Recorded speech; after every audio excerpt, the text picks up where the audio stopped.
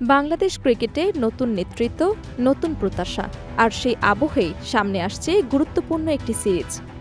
তামিম ইকবাল বিসিবির ad hoc কমিটির সভাপতি হিসেবে দায়িত্ব নেওয়ার পর থেকেই দলের ভেতরে ইতিবাচক পরিবর্তনের ইঙ্গিত মিলছে।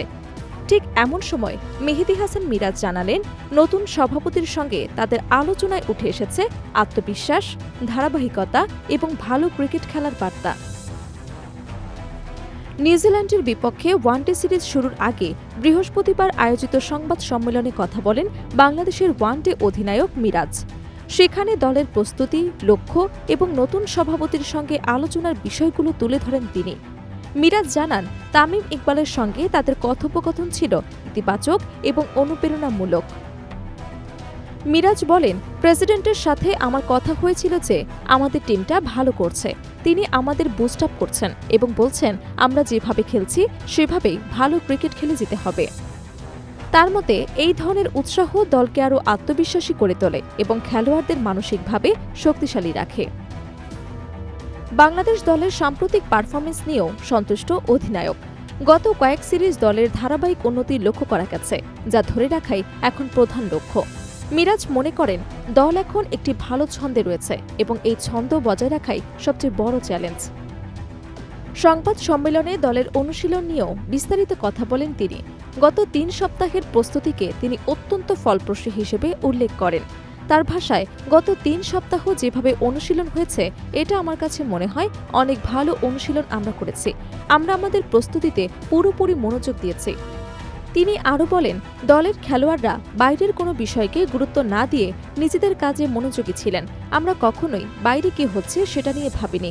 পেশাদার হিসেবে আমাদের কাজ হলো পারফর্ম করা, বাইরের বিষয়গুলো আমাদের ওপর তেমন প্রভাব ফেলে না, যোগ করেন মিরাজ। নিউজিল্যান্ড সিরিজকে সামনে রেখে বাংলাদেশের লক্ষ্য স্পষ্ট, শুরুটা ভালো করা। মিরাজ মনে করেন, একটি ছোট্ট সিরিজে প্রথম ম্যাচের গুরুত্ব অনেক বেশি। তিনি বলেন, শুরুটা খুবই গুরুত্বপূর্ণ।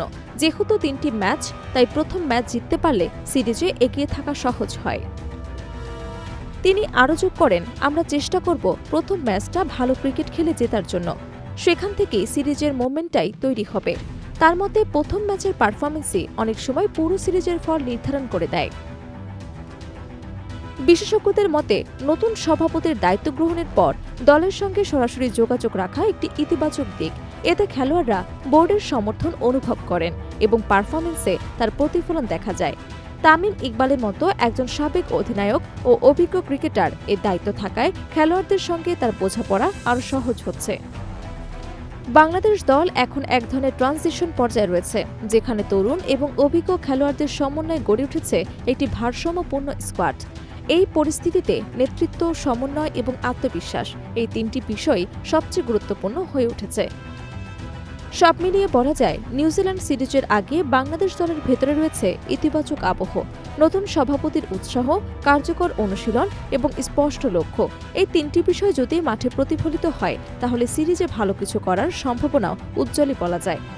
এখন দেখার বিষয়, সেই প্রস্তুতি বাস্তব ম্যাচে কতটা কাজে লাগাতে পারে মিরাজের দল। Desk report, Dhaka.